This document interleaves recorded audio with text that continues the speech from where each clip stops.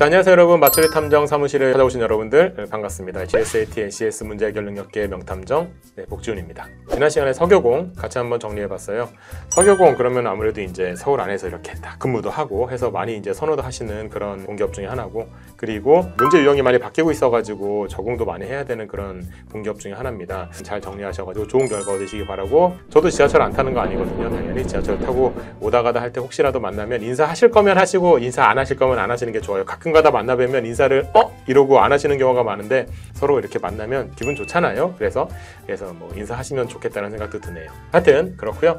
지난번에 그 영상이 여러분께 많은 도움이 됐으면 좋겠습니다. 오늘 주제 한번 소개해 드려 보도록 할게요. 이번 주제는 한전입니다.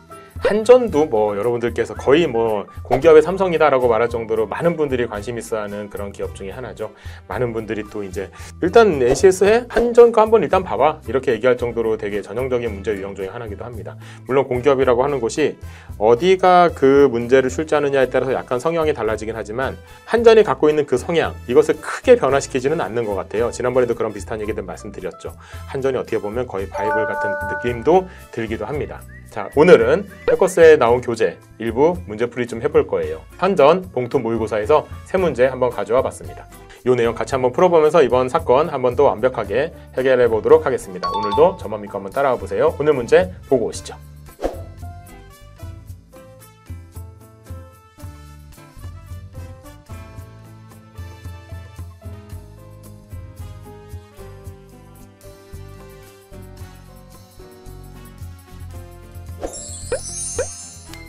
구독하고 좋아요 좀 눌러주세요. 자, 일단 1번 문제 보시면 퀴즈 문제입니다. 한전은 되게 전형적인 피셋형 문제로 이제 보통들 많이 알고 계시고 저도 그렇게 생각하고 있습니다. 그래서 피셋형 문제 중에서 나열하는 문제 한번 갖고 와봤어요. 이거는 둥그렇게 둘러앉는 원형의 팔레트라고 되어 있으니까 둥그렇게 나열하는 유형의 문제죠. 팔레트 중심을 바라보는 방향을 기준으로 말한다고 했고, 이제 색깔이 이렇게 6가지가 딱 이렇게 있네요. 자, 파랑은 빨강의 왼쪽 바로 옆에는 닮지는 않았다. 그럼 이건 이렇게 정리하면 되겠죠. 파랑이 빨강의 왼쪽 바로 옆에 있는 것은 아니다. 이렇게 하면 될 것이고, 노랑과 보라는 바로 옆에. 그럼 노랑이랑 보라는 바로 옆이다. 근데 보라가 왼쪽일 수도 있죠. 노랑 이렇게요. 초록과 빨강 사이는 1개 또는 3개. 그럼 초록이랑 빨강 사이에는 1개 또는 3개가 무슨 말일까요? 실은 이게 6가지 색이잖아요. 그리고 원형이잖아요. 그럼 이런 거 정리할 때 어떻게 정리하시면 좋냐면 이렇게 해가지고 하나, 둘, 셋, 넷, 다섯, 여섯 이렇게 하면 되게 불편해요. 이렇게 하면 자리를 어디가 어딘지 좀 보기가 불편하거든요. 그래서 저는 짝수명이다, 짝수의 자리다 라고 하면 무조건 가지치라 그래요. 가지치기 8자리, 4자리, 6자리 뭐 이런 식으로요. 그래서 이번에도 마찬가지로 6자리다 싶으면은 이번에 이렇게 한번 해볼까요? 이렇게 6자리. 근데 초록과 빨강 사이는 1개 또는 3개라는 말이 무슨 말일까요? 이게 예를 들어 초록 여기라고 쳐요. 그러면은 빨강이 여기라고 치면 이게 1개 또는 3개가 돼요. 왜냐면 이렇게 하면 1개, 이렇게 하면 3개잖아요. 이렇게 됐다는 얘기예요. 한 칸 떨어져 있다 그 말인 건데, 둘러앉는 거다 보니까 이게 이쪽으로 가면 1개, 이쪽으로 하면 3개 이렇게 되는 경우가 있어서 그렇게 얘기하는 거라고 보시면 돼요. 그래서 초록이랑 빨강은 이렇게 합시다. 초록이랑 빨강은 한 칸 떨어져 있다. 이렇게요. 물론 이게 빨강이 더 왼쪽일 수도 있죠. 이렇게 일단 표시하기를 하고, 이따가 여기에다 표시할 때는 다른 방법으로 표시를 할 겁니다. 빨강과 주황 사이에 2개. 이거는 무조건 맞은편이라는 얘기예요. 보세요. 빨강 여기라고 치면 주황이 여기일 수밖에 없죠. 이쪽도 2개, 이쪽도 2개니까. 그죠? 이게 맞은편이구나. 이렇게 정리되는 거라고 보시면 돼요. 이게 빨강이랑 그래서 주황은 이렇게 맞은편이구나. 이렇게 된다고 정리하시면 되죠. 둘러앉는 것에 관한 문제 같은 경우에는 정리하는 방법이 그냥 나열하는 거랑 조금 다른 측면이 있어요. 그래서 그런 거를 좀 정리하시면 되겠고. 자, 그럼 여기에서 아무래도 빨강에 관한 정보들이 좀 많네요. 그죠? 그래서 빨강에 관한 정보로 얘기를 이어가 보도록 하죠. 근데 빨강은 이 중에서 어디일까요? 어디다 해야 할까요? 어디다 해야 할까요는 없어요. 어디일까요? 아무 데나 넣으면 돼요. 만약에 빨강을 여기로 잡았다고 쳐요. 근데 빨강이 여기가 아니라 여기래. 어떻게 하면 될까요? 전체적으로 돌려서 생각하면 될 뿐인 거예요. 그죠? 돌려서는 어떻게 생각할까요? 이거를 진짜 이것도 디테일인데 시험장에 가가지고 시험지를 이렇게 돌릴까? 요거 안 되는 데 많아요. 시험지 돌리는 거 이거 부정행위다 이렇게 말씀하시는 데도 있거든요. 그럼 어떡할까요? 고개를 이렇게 돌릴까요? 고개를 이렇게 돌리면 그것도 부정행위라고 하는 데도 있어요. 그럼 어떻게 할까요? 이걸 6시 방향이고 이걸 2시 방향이다. 이렇게 했을 때 만약에 이게 빨강이 2시 방향으로 가야 된다고 치면 그럼 이걸 2시 방향이고 이걸 6시 방향, 12시 방향 뭐 이 정도로만 적어도 이게 꽤 많이 도움이 돼요. 위치를 잡는데. 자, 됐죠? 어쨌든 빨강을 여기로 잡기로 하고, 자, 그럼 이제 빨강이랑 주황이 서로 맞은편이니까 이렇게 정리가 돼야 되겠죠. 근데 빨강에 관한 정보 중에 이게 초록색이 한 칸 떨어져 있는 게 왼쪽으로 한 칸인지 오른쪽으로 한 칸인지 모르겠잖아요. 그럴 때는 어떻게 해요? 빨리 적어버리세요. 빨강, 주황, 초록색이 여기인 경우, 초록색이 여기인 경우 이렇게 빨리 적어버리는 게 나아요. 괜히 여기에다가 뭐 초록색이 여기인 경우, 초록색이 뭐 여기인 경우 이렇게 해가지고 어떻게든 하려고 하다 보면 이러면 더 복잡해져요. 괜히 조금 쉽자고 안 적으려고 하다가 머릿속이 훨씬 더 복잡해져요. 적어버리는 게 나아요. 자, 그 다음에 그래서 보라랑 노란색은 이렇게 붙어 있어야 되는데 이게 붙어 있을 수 있는 자리는 딱 정해져 있죠. 그죠? 이 자리밖에 없어요. 이걸 왜 제가 동그라미로 표시할까요? 보라인지 노랑인지 알 수가 없으니까. 그래서 경우수가 두 개로 나눠진다는 걸 표시하기 위해서 노랑이랑 보라를 동그라미로 표시해서 얘네들이 여기 이런 식으로 들어간다. 이렇게 이제 인식을 하면 되는 거죠. 자, 이렇게 하기로 하고. 자, 그러면 여기는 당연히 뭐가 들어갈까요? 보라랑 노랑이 들어가고 나서 남는 색깔은 파랑밖에 없죠. 그럼 여기가 파랑, 여기가 파랑. 자, 이 조건 털었고, 여기 파랑이죠. 이 조건도 털었고, 이 조건도 털었고, 이제 이 조건 털어야죠. 파랑, 빨강이 저런 관계여서는 안 된대요. 요게 안 된다는 얘기죠. 그죠? 요건 안 되니까. 그죠? 그러니까 이거는 아예 지우고 이제 이것만 남는구나. 그래서 여기 파랑 좀 예쁘게 적을게요. 이렇게 됐구나 하고 이제 문제를 풀면 되는 거죠. 경우의 수는 두 가지가 되겠죠. 이거 가지고 선택지로 오시면 됩니다. 그래서 1번 보라와 파랑 사이엔 두 가지 색이냐. 보라의 위치를 잘 몰라요. 그죠? 하니까 이거는 알 수 없다. 2번 주황은 초록의 바로 오른쪽 옆에 담겨있다. 주황은 초록의 바로 오른쪽. 오른쪽 왼쪽은 뭘로 정할까요? 아까 여기서 봤어요. 각 물감의 팔레트 중심을 바라보는 방향을 기준으로 생각한다. 그러니까 빨강이 오른쪽은 이쪽이 맞아요. 주황이 오른쪽은 이쪽이 맞는 거죠. 중심을 바라봐야 되니까. 그죠? 그렇게 이제 정리한다고 보시면 되겠고, 그래서 2번처럼 주황이 초록의 바로 오른쪽이냐? 맞아요. 이렇게 오른쪽, 여기가 오른쪽이 되는 거니까요. 그래서 2번이 답이다 이렇게 보시면 되겠죠. 3번 파랑과 보라 사이에는 한 개 또는 세 개의 색이 담겨있다. 파랑과 보라 사이에는 보라가 지금 여기인지 알 길이 없잖아요. 거의 두 개일 수도 있거든요. 이렇게 되면 두 개가 되는 거거든요. 하기 때문에 이것도 세모 정도로 보고, 노랑은 빨강과 바로 옆에 있는가? 노랑도 여기 어딘지 모르잖아요 지금. 그죠? 알 수 없는 거고, 초록과 노랑 사이에 두 개인가? 역시 노랑이 어딘지 알 수가 없단 말이에요. 이것도 알 수 없는 거고, 이 문제에서 묻고 있는 건 항상 옳은 것. 그죠? 묻고 있으니까 답은 2번이다 이렇게 체크하고 넘어가면 되겠죠. 전형적인 나열하기 문제. 그래서 이 한전에서도 이제 흔히 나오는 그런 유형의 문제 중에 하나였다고 보시면 되겠습니다. 됐죠? 전형적인 문제였고요. 다음 문제 한번 살펴볼까요? 자, 다음 2번 문제입니다. 표가 그렇게 복잡한 표로 보이지는 않네요. 일단은 M전기공사의 생산관리팀의 근무 중인 강 팀장이 제3공장에 전력시설을 새로 설치하기 위해서 위탁업체 정보하고 공사 계획표를 다음과 정리했대요. 자, 총 비용의 차이를 묻고 있습니다. 이거 슬슬 짜증납니다. 왜냐하면 차이를 묻는다는 건 두 개를 다 계산해서 차이를 봐야 되는 거거든요. 물론 완전 계산 끝내고 끝낸 걸 가지고 차이를 보는 것도 가능하겠지만 각각의 차이를 봐가지고 그것을 합산하는 것도 가능하긴 할 거예요. 일단은 그런데, 자, 업체 정보가 이렇게 돼 있네요. 그래서 가업체, 나업체가 있고요. 가업체는 인건비가 7만, 얘는 5만 5천 이고요. 인력은 60명, 55명이 가능합니다. 공사 계획표는 이런 공사들이 필요한데 여기에서 어떤 건 50명이 필요하고 어떤 건 70명이 필요해요. 어떤 건 60명이 필요하고요. 자, 근데 종류가 서로 다른 공사는 동일한 날에 진행되지 않고 총 비용은 공사를 마치는 데 드는 비용이라고 돼 있어요. 그러니까 무슨 말이냐면 집안 다지기는 집안 다지기대로 비용이 들 것이고, 기초 설계미 설치는 기초 설계미 설치대로 비용이 들 거고, 이 두 개는 같은 날에 진행하지는 않는다는 얘기예요. 그러니까 비용은 따로따로 계산해야 된다. 이제 그런 정보를 주는 거긴 한데, 자, 문제는 이거예요. 필요 인력을 초과하는 경우. 그러니까 예를 들어 가업체를 선정한다라고 하면 여기는 필요 인력이 그냥 가업체에서 다 투입할 수 있어요. 60명을. 근데 문제는 요게 지금 사람이 더 많이 필요해요. 10명이. 그럼 그럴 때는 어떻게 하냐? 필요 인력이 초과하는 경우가 그런 경우가 되는 거거든요. 그럴 때는 필요 인력만큼만 여기서 요거 가능 인력이죠. 여기만 이제 투입이 되고, 이게 미달하는 경우, 이럴 때는 전원이 야근해가지고 일을 마치고 해당 일은 전원의 인건비를 1.5배로 지급한대요. 무슨 말이냐면, 그러니까 여기에서 만약에 60명이 있는 가를 선정했다. 근데 집안 다지기를 한다. 그럼 여기서는 50명만 쓰면 돼요. 50명에 대해서 하루에 7만 원씩 주면 된다. 그 얘기죠. 근데 만약에 지금 가업체를 가지고 여기 기초 설계하고 설치를 해야 된다고 친다. 그럼 이거 60명밖에 없잖아요. 그럼 여기서 10명 와서 구해오는 게 아니라 60명이 그냥 다 들어가는 거고 60명이 야근하는 거예요. 야근하고 그리고 인건비는 1.5배로 준다. 이렇게 된다는 얘기죠. 그러면 생각해보면 여기는 55명밖에 안 되고 여기는 60명이 된단 말이죠. 그러니까 60명이니까 여기서는 야근을 한 번만 하면 돼요. 근데 여기서는요. 여기서 야근해야 되죠. 여기. 그죠? 여기. 이렇게 두 번 야근을 해야 돼요. 그래서 차이가 생겨요. 여기에서. 그리고 그리고 여기에서 얘 같은 경우도 차이가 생겨요. 얘 같은 경우도. 그죠? 왜냐면 여기 금액이 다르잖아요. 이래서 이 금액이 다른 것도 있어서 일단은 금액은 가보다 나가 더 싼데 한 명당.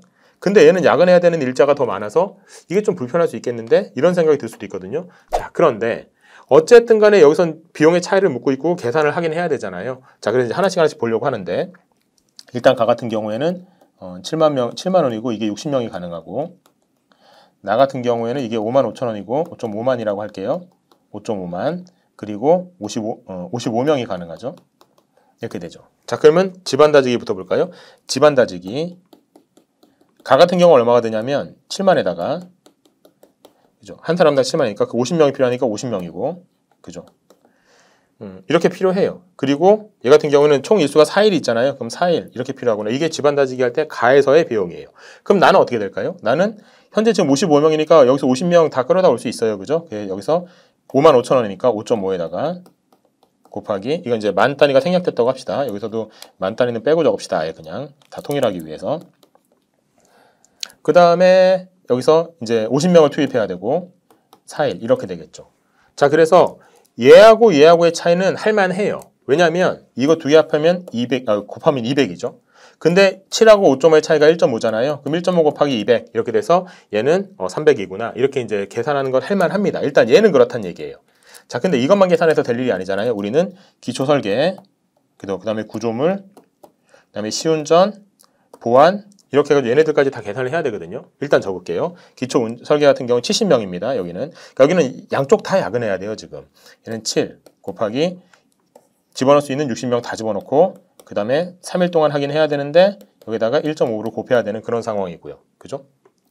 일단 이렇게 된다고 보시면 되고 그 다음에 만약 이거 나업체에다 한다고 치면 이때도 마찬가지예요. 여기 5.5에다가 55명을 다 투입하고 3일 동안 해야 되는데 1.5를 곱해야 되겠죠. 요거를 계산해야 돼요. 좀 피곤해요. 그죠?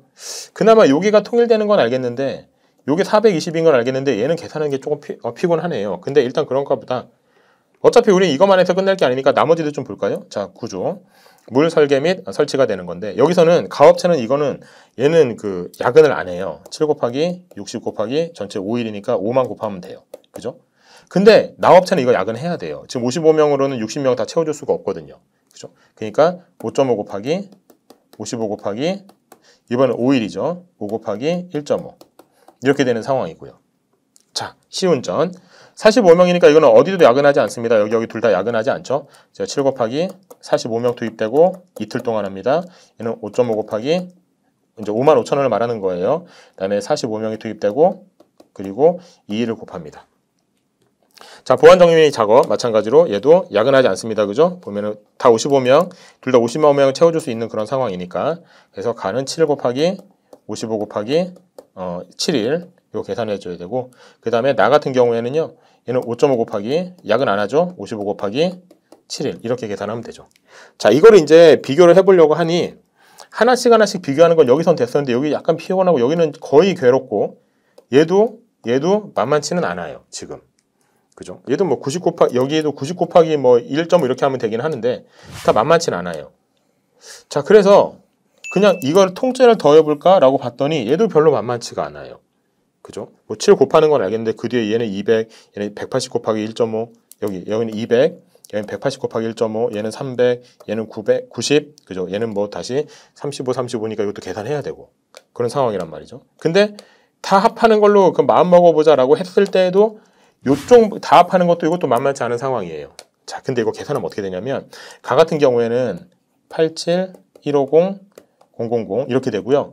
나 같은 경우에는요 73, 425, 000 이렇게 되거든요. 자, 어떻게 이렇게 빨리 나올까요? 네, 저 외웠어요. 그냥. 그러니까 이거는 무슨 얘기냐면 저 같으면 이 문제를 지금 당장 풀 것 같지는 않아요. 그러니까 이거를 딱 보고 어떻게 하면 이 문제를 1분 안에 풀어 이렇게 물어보시는 분들이 있는데 제가 항상 얘기하죠. 1분 무쇠라고. 1분 무쇠. 이 문제 1분 안에 못 풀어요. 적는 것만 해도 1분은 걸리겠네. 계산한다고 치면 계산기를 주면 1분 안에 풀까요? 계산기 두드리는 것도 1분 안에 안 될걸요. 이거 두드리는 것도. 그리고 제가 예전에는 계산기를 쓰는 그런 기업에 관한 강의도 한번 진행해 본 적이 있는데 계산기 쓰는 기업에 관한 강의할 때는요. 계산기 두들기는 법 이것도 우리가 연습을 좀 해봐야 돼요. 그러니까 예를 들어 6분의 7 나누기 6이에요? 6 나누기 7이에요? 뭘 먼저 눌러야 돼요? 되게 헷갈려요, 이런 것도. 거기에 우리가 6분의 7이라고 하면 이걸 통분해가지고 뭐 해야 된다고 칠 때 6분의 7을 계산하면 계산기에서는 이걸 통분을 안 해주고요. 그냥 이게 1. 얼마 이렇게만 쫙 적혀 있잖아요. 그러니까 계산기를 준다고 될 일도 아니거든요. 그러니까 그럼 이건 암산을 빨리 하면 되겠네. 암산을 빨리 하면 돼요. 근데 이런 거 암산 빨리 하는 사람 있어요? 있어요. 있기는. 이런 거 막 천재적인 분들 있잖아요. 근데 그런 거를 여러분이 연습을 할 거예요? 그런 거는 좀 이상한 것 같죠. 그러니까 이런 거는 저는 어떻게 보냐면 이거를 지금 계산해가지고 답을 내겠다라는 생각을 하지 마시고 뒤로 빼야 되는데, 뒤로 뺀다는 생각은 어디쯤 했어야 되냐면 제가 볼 때는 한 요쯤에서 했어야 될 것 같아요. 요쯤에서 이건 뒤로 빼야 되겠다. 이건 안 되겠다. 그리고 요거는 제가 이제 뭐 A, B, C로 나눈다고 치면 한 C 정도 되는 것 같아요. 이거는 시간을 엄청 많이 써야 되는 문제. 그렇게 생각하고 또 본인이 곱하기 할 때 시간 드는 그 시간이 있을 거 아니에요. 본인이 생각하는 그 시간. 그 시간은 무조건 써야 되는 문제라고 객관적으로 받아들이고 그렇게 접근을 해서 이 문제풀이 순서를 정해야지, 이걸 어떻게 하면 빨리 풀어요? 이 질문 자체가 잘못됐다고 저는 보는 거예요. 그래서 그리고 한전은 몇 문제 맞아야 돼요? 그런 것도 뭐 제가 함부로 말씀드릴 수가 없어요. 왜냐면 뭐 몇 점이 이렇게 커트라인다 이런 게 이제 가르쳐 주기도 하고 뭐 그렇기도 한다고는 하는데, 이게 증열별로 다르고 또 이게 뭐 오답감점이나 이런 것도 혹시라도 적용되는 상황이라면 그러면 이게 꼭 이 문제를 맞아야 되는가, 이거는 또 어떻게 보면 의문일 수 있거든요. 예전에는 한전이 되게 어려울 때는 60문제 중에 뭐 그 합격 후기에 보면은 한 30개 초반에서 합격하시는 분들도 있고 막 그랬었어요. 요즘은 잘 모르죠. 요즘도 뭐 이렇게 그 난이도에 따라 달라질 수 있으니까. 그러니까 이 문제를 꼭 맞춰야 된다 이런 생각보다는 이런 문제라는 걸 빨리 파악하고 뒤로 빼자 이런 생각을 좀 빨리 해버리는 게 좋지 않나, 그렇게 생각해 봅니다. 그래서 이런 복잡한, 거기다 이거 계산해서 또 차이까지 딱 빼가지고 여기 나오는 이걸 계산해야 되는 거거든요. 끝자리만 볼 일도 아니에요. 5천, 0, 그러면 6만, 2만 5천, 7만, 8만. 그죠? 예. 누가 냈는지. 근데 누가 냈는지가 중요한가요? 그냥 우리가 어떻게 판단해야 되는지 그게 이제 중요하다고 보여집니다. 됐죠? 그래서 이 문제는 이제 이렇게 정리하고, 그래서 답은 뭐 2번이긴 한데 한번 계산을 한번 해보시면 연습 삼아서 해보신다는 생각으로 보시면 좋겠습니다. 됐죠? 자, 이 문제 이 정도 정리하고요. 다음 문제 한번 또 계속 이어서 가볼까요? 자, 다음 3번인데 저 이 문제 되게 싫어합니다. 왜 그러냐면 일단은 이런 문제를 보통 우리가 모듈형이라고 불러요. 문제 해결 능력에서의 모듈형이라고 하는 거는, 이거는 NCS 홈페이지에 있는 워크북 자료에 대한 내용을 정확히 암기했는가, 그거를 이제 본다고 보는데, 그래서 한전은 피둘형이다. 별다줄, 별걸 다 줄인다고 이거의 약자라고 그러더라고요. 근데 피셋형이랑 모듈형 합친다고 피둘형이라고 하더라고요. 근데 이게 피셋형 문제도 이제 주로 나오지만 모듈형 문제도 가끔 나온다고 하는 것 중에 이제 대표적인 게 이런 거거든요. 그래서 뭐 이렇게 3C 분석이 나왔다, 아니면 스와트 분석이 나왔다, 아니면 발생형, 탄생형, 설정형 이런 게 나왔다라고 하면서 그게 워크북 자료에 있는 이론이거든요. 근데 솔직히는 이런 이론을 알고 있는가, 이런 것들이 솔직히 이게 좋은 신입사원인가를 판단하는데 이게 영향을 주나라는 생각이 솔직히 전 들거든요. 근데 어쨌든 나오니까 우리가 대비는 하긴 해야 되죠. 얘는 어디냐면 이런 거예요. 보통 워크북 자료에 들어가면, NCS 워크북 자료에 들어가면 그 이제 거기 문제 해결 능력 부분을 얘기하는 겁니다. 그게 크게 이런 식으로 구조가 대충 짜여져 있어요. 문제 해결 능력에 대한 서론 같은 얘기가 좀 있습니다. 그래서 거기에 문제는 뭐냐, 문제 해결 능력이라는 게 뭐냐, 뭐 문제를 해결하는 게 왜 중요하냐, 그 다음에 문제를 인식하고 준비하는데, 문제 해결을 인식하고 준비하는데 어떻게 해야 되냐, 뭐 이런 것이 좀 있고요. 실행하고 준비하는데 뭐가 필요하냐. 그 다음에 하위 유형 2가지가 있어요. 사고력이 있고요. 그 다음에 문제 처리 능력이라는 게 있어요. 이게 하위 유형 2가지라고 하는 건데, 처리 능력. 이거는 그러니까 모듈형에 관한 얘기를 하고 있는 거고, 이 모듈형에 관한 거는 그 과목마다의 그 정의가 다르고 성격이 다르기 때문에 문제 해결 능력이 한정해서 말씀드리고 있는 거예요. 자, 근데 이 사고력이라고 하는 거는 3가지 사고력을 설명해요. 창의적 사고, 논리적 사고, 비판적 사고. 그거에 대한 이론적인 내용을 설명하고요. 그걸 어떻게 하면은 발전시킬 수 있는지, 개발할 수 있는지에 대한 그 개발 방법도 설명해주고 있어요. 그래서 뭐 창의력 사고에서는 뭐 발산적 방법, 아니면 뭐 강제현상법, 비교 발상법 이런 얘기를 막 하고, 막 소화 방법, 뭐 피라미드 방법, 뭐 논리적 사고에서 그런 얘기를 막 하거든요.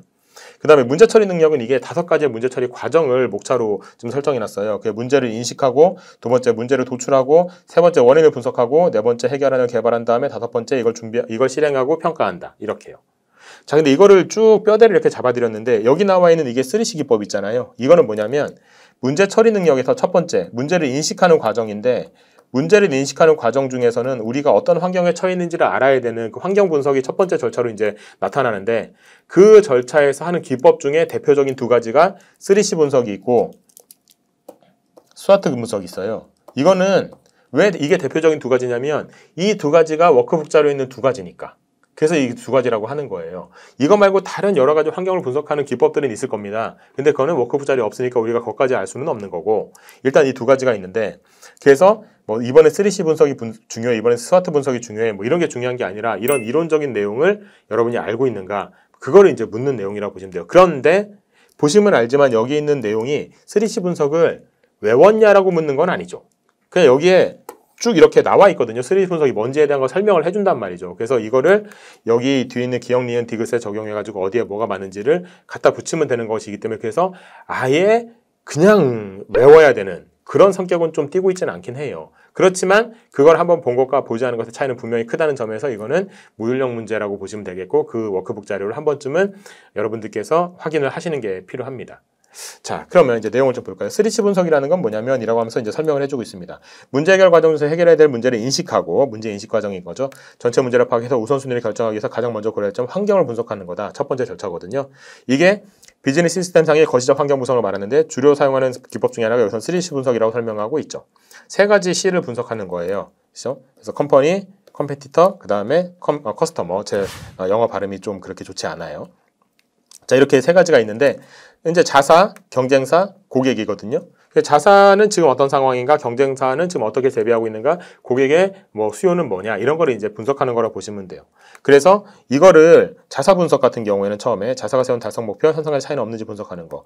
경쟁사 분석은 경쟁 기업의 우수한 점은 뭔지, 그래야 우리하고 차이는 없는지 이제 그거 한번 분석하는 거. 고객은 자사 상품이나 서비스에 대해서 만족하고 있는지 혹시 불만은 없는지 이런 걸 분석하는 걸 말한다. 해서 여기 있는 세 개가 자사에 관한 거냐, 경쟁사에 관한 거냐, 고객에 관한 거냐를 묻는 거고 이거는 죄송하지만 먹어야 돼요. 우리가 이 정도 문제는 해가지고 이 정도는 이제 우리가 맞춰야 돼요. 아주 빠른 시간 안에. 왜냐하면 보면은 이거는 빨리 파악할 수 있는 거고 여기서 계산이나 이런 것도 별로 들어가 있지 않거든요.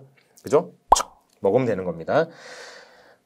자사와 유사한 상품을 판매하는 세무 기업의 실적 유사한 걸 확인하고 세무 기업의 마케팅 방법과 자사의 마케팅을 비교 분석했다. 뭐겠어요? 이거는 우리 마케팅 방법을 지금 분석하는 게 아니라 상대 세무 기업의 마케팅 방법을 분석하는 거잖아요. 하기 때문에 얘는 경쟁사로 보는 게 맞겠죠? 그죠? 그래서 이렇게 하시면 좋겠고 그 다음에 니은 자사의 현재 시장 점유율이랑 올해 목표 점유율을 비교 분석해서 올해 목표 점유율을 달성하기 위한 계획을 점검한 비. 이건 무슨 얘기하고 있어요? 고객에 관한 얘기는 없죠. 경쟁사에 관한 얘기도 없어요. 자사의 목표에 관한 얘기를 하고 있고 그래서 자사의 목표와 현상 간의 차이가 없는지 이걸 묻는 거니까 이거는 그냥 자사에 관한 얘기니까 이게 지워지면서 답은 4번이 되겠죠. 마저 보자면 디귿 자사의 주요 고객층이던 20대 상품 구매율이 점차 감소하는 걸 확인하고 20대 상품 구매를 다시 증가시키기 위해서 원인 비교 분석. 이거는 고객에 관한 얘기잖아요. 그러니까 이제 고객이라는 것도 다시 한번 확인이 되죠. 그래서 이거는 뭐 답을 맞추고 못 맞추고 뭐 이런 거라기보다는 이런 식으로 워크북 자료에 있는 소재를 가지고도 문제를 구성하기도 한다. 이런 걸 여러분께서는 NCS 한전에서는 이런 걸 좀 이제 여러분께서 대비도 하실 필요가 있다.